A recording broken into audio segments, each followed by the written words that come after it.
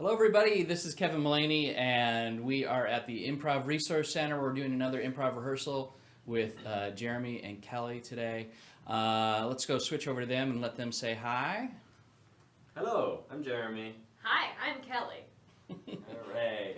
And we've been working on, we've been working on a bunch of stuff. We worked on a lot of gestures in the last rehearsal, and we've worked a little bit on just the idea of starting using viewpoints, starting using stage picture, and so on. We also did a little bit of non sequitur work. Yeah. So what I guess I want to work on now, I've been thinking a lot about, we were talking about this group Dummy, and there's some good videos online of them improvising also a couple, also a duo improvising together. And they do longer scenes, a lot like what I think we're shooting for. And so one thing I thought we would do today is we would do some longer scenes and talk about them. The thing that we were discussing right before we went live was how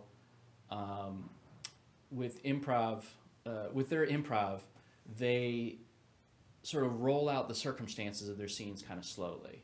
Over 3, 4, 5 minutes, they discover where exactly they are and who exactly they are to each other and what's going on. And they're never panicked about it. And they're always sort of asking these sort of questions. Well, what else? What don't we quite know yet? And then adding it in. And what else do we not quite know yet? And making the scene more and more specific as they go along. Yeah, so I guess I want to give you the chance of doing some longer scenes and see how you do about like sort of rolling out the circumstances of a scene over time, trying to shoot for that sweet spot of not being panicked or not feeling like you have to name everything right away, but at the same time, kind of asking yourself, well, what don't we know yet? How can I get that across? What does it feel like we are to each other? What are the options here? And make a decision about which one of those options there are. Cool? Cool. Sounds good. I guess we could go with we could just go with a suggestion to start. I don't think we have enough viewers at the moment. Let me just check, make sure. Who knows? Maybe we do. Maybe there's already 100 people watching. Probably not. There we go. Can I write comments? I can. So I'm going to ask now. Can we get a suggestion? I don't know. The person watching it could be watching on a phone, which would be hard. Or they could be like, feel very... Put upon Yeah. as the two. Oh, we got 2 people watching now, so we can get those suggestions. Anyway, I'll give the first one, and then Cool. if the people have suggestions for the next one, please leave them in chat, and I will notice them before the next scene. Cool. All right, so how about you got your chairs over there if you want to use them. Yes. Let's go with afternoon is your suggestion. Afternoon.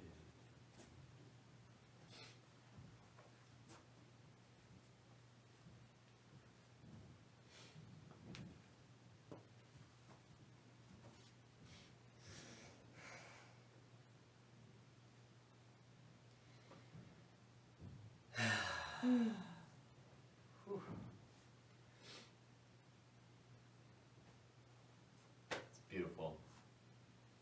It's a beautiful property. It was my grandmother's, Yeah. you know? It's like, I'm really proud of it. I don't know if I've earned a place like this, so sometimes I feel strange about bringing, people over and saying, look at my house, look at my property, look at all these weeping willows, look at the archways. It's gorgeous. I It's like an know. ecosystem in and of itself. Mhm. I feel alive here. It's like the secret garden. Yeah.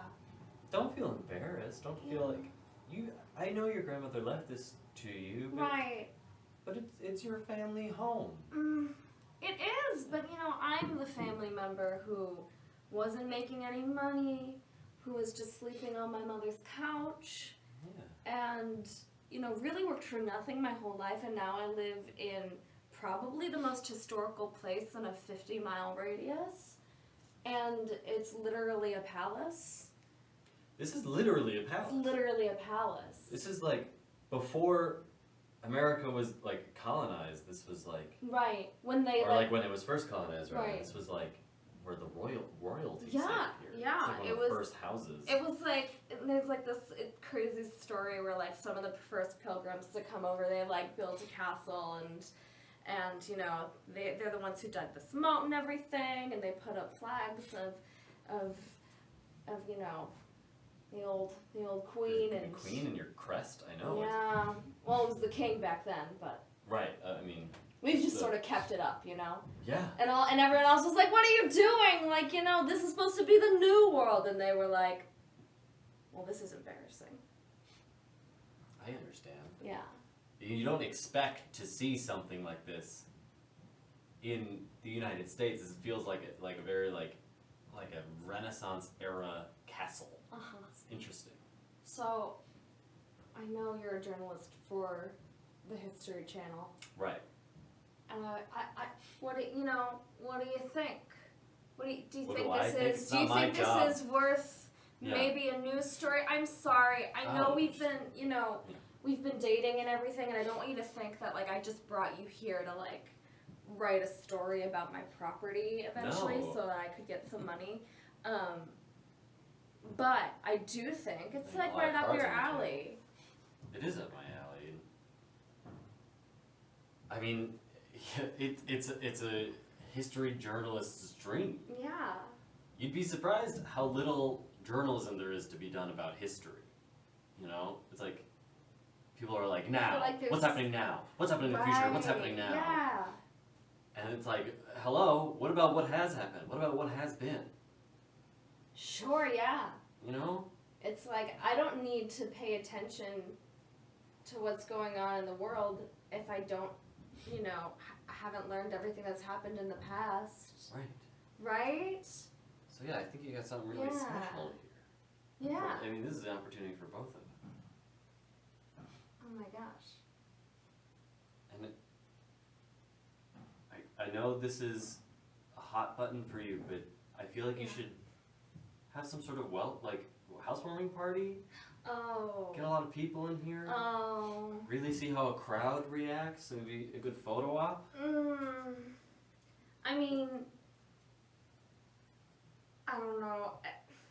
I've already been excommunicated from my entire family for just sort of taking over this. Excommunicated? Well, Grandma left this to me. She left it to you. Yeah, and then I was like, great, thank you very much. And then they were like, can we vacation here with our kids? And I was like, no, it's awful. mine. You know what my grandma left me? What? $6,000. It's not bad. It's a good sum but of this money. is like a multi-million-dollar estate. Right. Okay, good. Let's stop there. That was really good. I think the moment that may have been the most deliberate, in a good way, of like sort of answering the maybe some questions about why it is we're going here or why this conversation is happening and why these two people are here, was that where you were like, you made him from the History Channel, and then followed it. Had it already been established that that it was a romantic thing? No. Because you established that I quickly established afterwards. That too. Just being like, oh, I want to know you more than just being a journalist I found on the street. So do you think, did it feel like you were correcting, and it was almost like a correction to that moment? Yeah. You're like, oh shoot, I don't want to make him. I guess what I think I would do is I would encourage you to live with that decision for a little bit, maybe before you add another thing to modify it in a way that sort of is a course correction. Cool. I think. I don't know if that's right or not. I just sort of know that I feel like that's, if we're sort of talking about dummy, it doesn't feel like they do course corrections very rapidly at the beginning. They'll say something and they'll live with it for a while, and then they'll kind of consider the options, and then they'll make another decision. You know, there's not a lot of rapid fire decisions about context early. What else felt like a moment in the that was about 4.5 minutes. Like, what else felt like a moment of decision of like, I don't really know. I don't know X, so what if it's this? Any other moments like that you can think of? Certainly when we were labeling how grand this house was, it kind of put it into perspective of like, oh, we're not just on like a nice house, or at like a nice house or on a balcony or something, we're at like a mansion. What else? I don't know. I got into my job, the woes of being a history journalist. That felt like characterizing a bit. Yeah.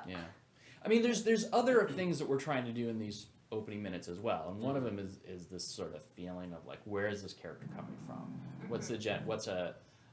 What are we grabbing onto anything like, you know, character wise about this character, right? So those are good as well. Here's another thing that I think that they do. Is like, what do we know? Where are you right now? Like, what part of it? Where exactly are you? I was picturing us on like a big front porch. Yeah, same. Okay, cool.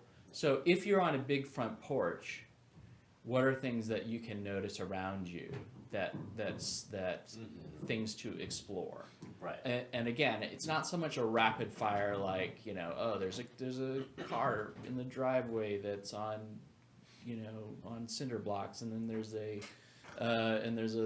lovely rose garden right next to it, and then there's also, you know, a statue of Granddaddy or whatever. Like, you don't want a huge, like, just dump of information. But I think by this point of starting, that's another thing that they do is they have a sense of where they're at, but every couple of minutes they start to add pieces around, you know, things right.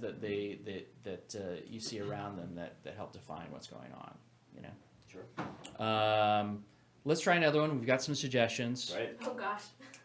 We got 2 different suggestions from the 2 people who were watching at that moment, and so anyone else who has joined in, you can add some suggestions here for future scenes. So this is what I think. What I'm going to do is like I'm going to set a little timer. And every couple of minutes, I'm going to just really quickly pause and give you a chance to like consider what you don't know or consider what you'd like to know around you, and then start again without a lot of discussion, and see if you can add one really concrete specific or about the situation or the place after each of those pauses, and only one. If Kelly makes one, then you can't do it, Jeremy, and vice versa. Like right. you put one thing out there and you consider it. Cool. Okay. That's great. All right. Suggestion is astronomy. Astronomy.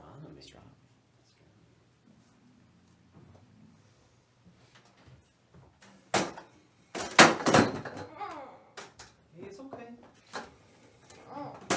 It's okay. Just sit. It's okay.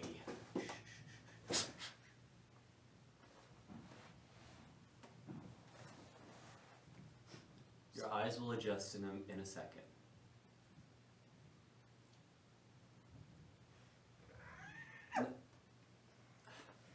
Sweetie, if you don't want to look at constellations, then we can go, but you have an astronomy test, and it's the best, most relaxing way to study. Space makes me so mad. No. Hate space. I know, sweetie.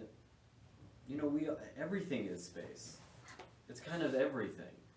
Shut up! I feel like it's important. Oh.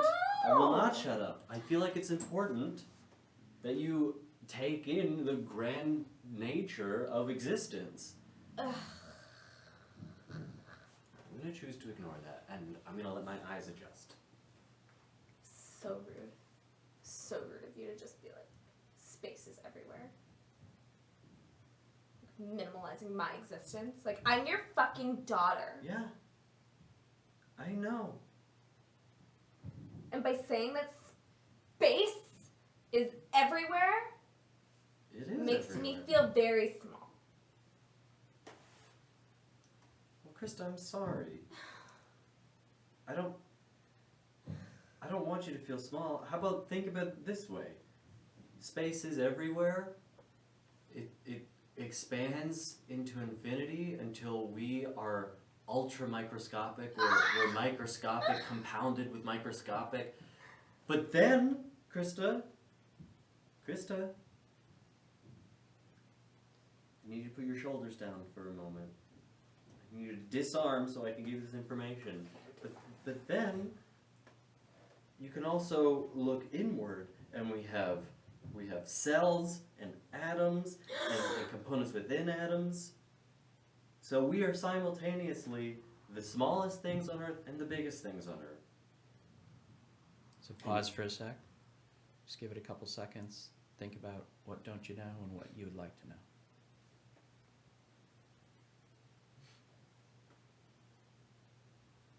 Now it was a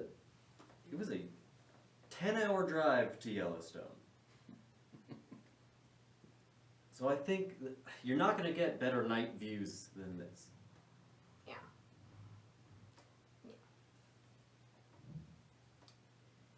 You try really hard. You try really hard to make me feel important. You are really important to me. You're the most important thing in my life. How about your new wife Cheryl? I don't know. Cheryl is also very important to me.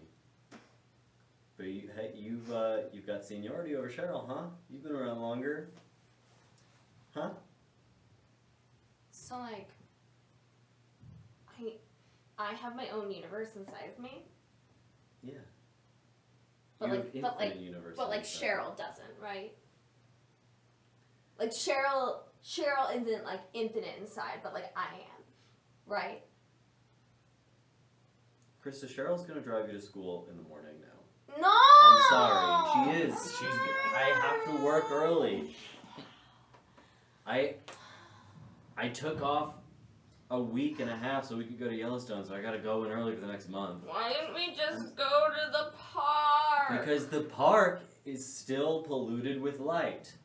We live too close to a city. We still see some stars in the park. Yes, you see some stars in the park, I but just look and let your eyes adjust, alright? Mine aren't there yet because I keep looking down and I see the taillights from our car. But if you just look up, I see a safe amount of stars in the park. do you feel unsafe? I do feel unsafe. I feel I have to focus on the universe inside of me. I am big. I am important. All right. Okay, sweetie, yeah, you are big and important. But we're also small and just dust. Okay, pause for a sec. Let it think again. And what don't you know? Maybe about the specific location, and continue. You know what the saddest thing is? What? The fucking saddest thing is. What? So, like, we're human and we can have these conversations and like we know we're dust. But like that herd of bison has no fucking idea they don't matter. Look at them. Eating away in the night. Like they're just So they're a little close. This Yeah. is supposed to be, they're like cows, Dad. they're like cows? Yeah. Okay. Why are you scared of cows? Well, Everything's dust, in so all why are you honesty- scared of that dust over there, Dad? Just blow it away. okay, I'm glad that you've been listening to me.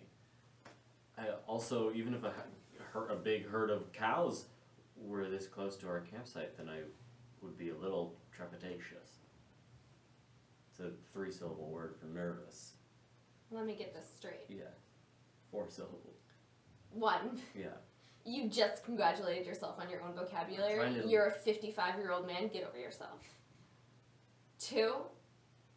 You're not scared of the vastness of the universe and the insignificance of human life, but you're scared of a cow.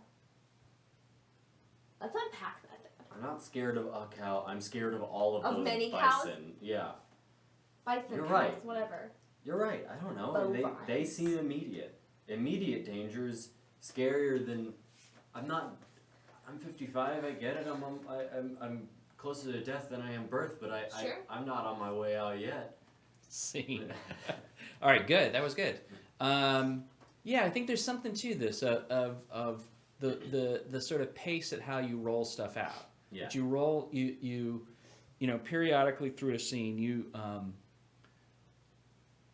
bring in something new and then really chew on it for a while, like figure out what that is, why is it important that there's these cows in front of us, or why is it important that we went all the way to Yellowstone as opposed to just that, you know, a couple out, you know, like certain elements of that really did, you know, when we started talking about Cheryl, right? Or that was her name? Yeah. You know, and some of the reactions to Cheryl and then the discovery that she has to now take you to school in the morning. It's nice. It's kind of like it's like you really fully accept whatever's come so far, chew on it for a while, and then but just know that I think the thing that a lot of times people don't do enough is they don't roll out new information. They get stuck, and you'll have like a 10-minute scene that just doesn't feel like there's anything new happening, and I think the circumstances, like getting more and more specific about the circumstances, can only help you so much. It's really helpful in the beginning, but it can only help you so much, because at a certain point we get a sense like we know enough about these characters now, and now we need to keep sort of explore out. And it could be a location thing, it could be like a new little piece of information that's, you know, related to what we already know. I don't know. But good. All right, let's do another one. Yeah. That was a little bit longer. We're going to keep rolling, see if we can do a nice one that's even maybe almost twice as long as that last one. Oh, cool. Okay. We have another suggestion, which is haircut. Haircut.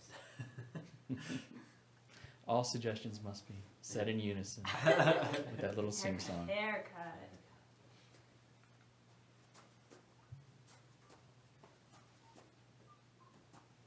Can you open the door? Oh wait, Yeah, if you just lift the latch at the top, then it'll stick open. Thank you. you're so good at sweeping. I'm so good at sweeping. You're so good at sweeping. Thanks, Karen. It's like sometimes I think to myself, I should help him sweep. Well, you own the place. Right. But then I'm like, he's just so good at cleaning up that why would I even bother lending a hand, right? Also, yeah, I own the place. I don't need to sweep. I mean, I do. You feel so guilty all the time. I'm sorry if I'm overstepping my boundary, but I've worked here for a week, and I feel like every time I clean up, you just kind of watch and talk about how you should clean up. And Well, I don't always directly talk about how I should clean up. Usually it's peppered with compliments. it's always peppered with compliments. Sometimes you're either speaking, peppering compliments, or just giving long sighs. And I feel like you're just feeling bad about yourself.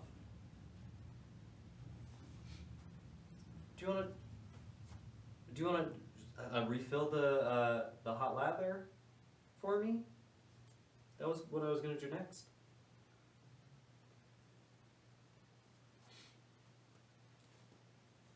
I feel very put on the spot right now.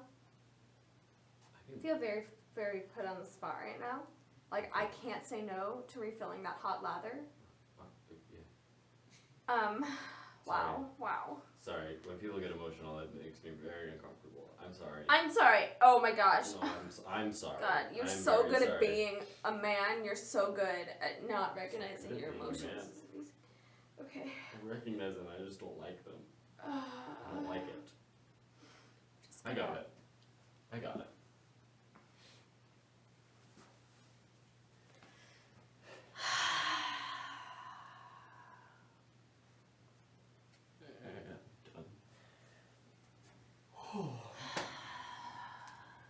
pause, think about what you don't know.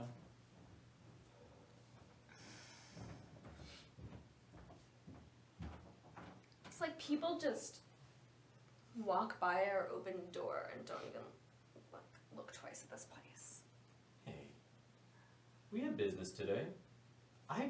We had a business today. You're right. I gave a perm today. I've never given a perm before. Perms aren't even cool anymore. We had some older woman come in and want us to perm her. I don't... Older, younger, and cool, not cool, it's all subjective.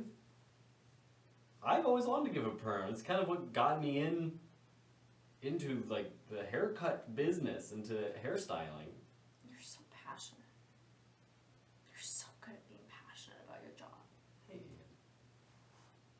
I don't know. I don't think I overthink things, you know? I see something I like and I go after what I like. When I was 8 years old, I saw a MTV video where someone had a big perm. Mm-hmm. And I thought, that looks fun. I want that.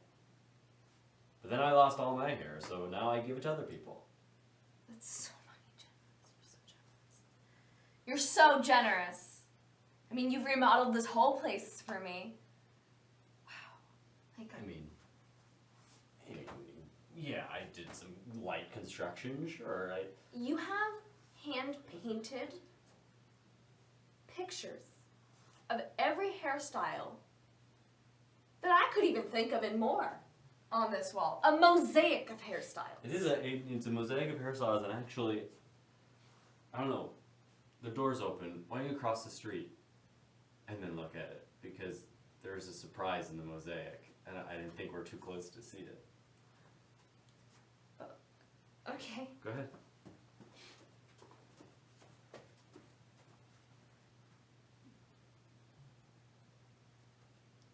So pause again, think what you're missing, and you know that you're totally out of frame. I think I'm seeing it wrong. It's your face with a perm. You have a perm in that. Oh, I was Yeah. seeing it wrong. You- That's what it is? That's it. It's my face with a perm. I All just the- thought it'd be a nice dedication to the store's owner and creator. My wife hates that I did that. She thinks it was very romantic of me, but I don't know. Is this a sweeping romantic gesture? I'm so sorry. No, please don't. Think that? Please don't. Hey, I'm sorry. I can't do sweeping romantic gestures. It's very emotional. You're very good at sweeping. I'm assuming that you could also do a good sweeping romantic gesture. I've never Good at thought of it sweeping that way. the hair and Kind of is just the same thing, isn't it? right, metaphorical, physical. It's all. Yeah, I Same guess thing. so. I mean, I just swept tiles of mosaic together. You did. You're a sweeper. I just don't, when people get overwhelmed with emotion, I just feel like that gets in the way of just simple contentment. I just want to be content with my life. I've been thinking really, my brain's running circles tonight. Going through something. I don't know. Do you want to rearrange the combs? Yes. Does that help you feel better? Yes, please. You're so good at taking care of this place for me. Can you play top 40?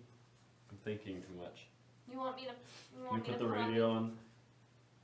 You can play top 40 if you'd like. I'd probably just mess it up if I tried. All the new top 40 are like kid songs now. Have you noticed that? No. They're all like nursery rhymes. Oh. It's like London, London, London, bridges are falling, and I'm like, write a new song. It's pretty dirty. Makes me feel dirty. London Not in like a Bridge is sexy Falling? way. Well, yeah, I don't know. There's something very dirty about a children's song being turned into a sexy up in the club song. But why would I know what's dirty and what's not? I don't know. I'm so... Hey, you cut yourself a break, huh? So pause again and try and introduce something new.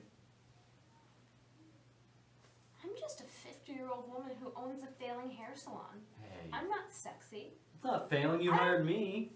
You have an employee now. I finally have an employee, and this place is finally not covered in clumps of hair and dust, and I know.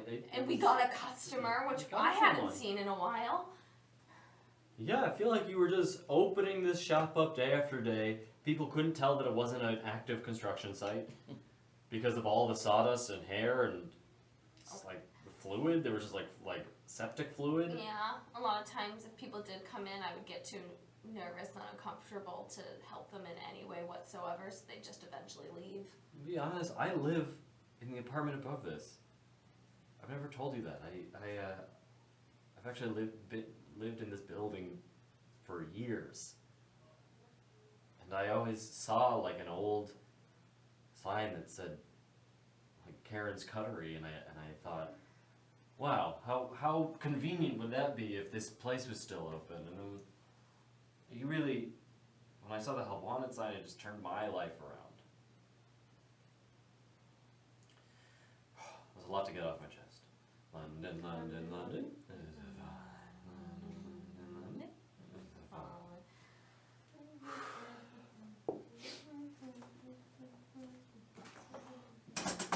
Do you mind if I smoke? Do you mind if I have a smoke? Go ahead. Maybe towards the door. I never Again, smoke towards the door. okay, it's not my place to give you any sort of commands by any means, but you are directly under the new smoke detectors I installed. And the sprinklers will go off, and then I'll be here You're for a so long time. thoughtful. You installed smoke detectors. Yeah. So to avoid the fire department being called automatically, or I'll just turn on the fan. I'll just turn on the fan. Okay, let's stop there. Cool. So, I don't know, give me some feedback on this. Is this is this something that the pace of rolling out new information, is that something you've thought about very much? Or at all? I mean a little bit, but yeah, it's nice to practice it for sure, because it's definitely all of my improv training is like right away, get it right away. So it's nice to just relax and trust my instincts that like when things come up or occur to me naturally, then I'll be able to like filter it into the best possible like comment and then give it that way. I did at some points feel like there were, because we were slowly rolling it out, there was one point where I was like, there are so many balls in the air and I don't know which we're supposed to be latching onto and really digging into. Like, I don't know what the unusual thing is here. It may be that we're rolling out too much too fast, even at this slower pace. It does feel like when I watch the dummy videos that they are really comfortable just sort of letting stuff roll out at a very slow pace. So like a piece of information rolls out and they really just like unpack that one piece of information for a long time. Oh, they just sit with it. They just sit with it. Yeah, I mean, they sit with it, they explore it. They don't necessarily aggressively unpack it. They just, I think they have a good instinct of maybe what they're doing is like they're just not aggressively unpacking stuff, but they just have a good sense of like, okay, we really need something new here, and so they sort of let a new thing out, or we've let this go long enough without knowing exactly we know we're related, but we don't really know who we are. Right. They also have like a fairly long interview process at the beginning to get suggestions. So it's interesting how the scene relates to the interview of the audience member, because they seem to make choices related, but definitely not the same choices as what came up in the interview, if that makes any sense. Like it's not a recreation at all of what's going on in the interview, but they definitely sort of bring stuff in from the interview in different ways. Totally. Cool. Anyway, thanks for watching this improv rehearsal with Kelly and Jeremy. If you have any questions about the process or about improv in general, you can send them to me at kevin@improvresourcecenter.com. Be sure to subscribe to our YouTube channel if you want to see more videos like this. Also, if you are in Chicago and would like to take a class with me, you can do so. Check us out at classes@improvresourcecenter.com. We also have a show coming up called Improvise Black Mirror that I'll be directing. If you'd like to audition for that, check out our blog at improvresourcecenter.com. Lastly, I coach improv over the internet using Skype or FaceTime. If you are interested in having your group coached by me, we can arrange that. Again, email me at kevin@improvresourcecenter.com. Thanks.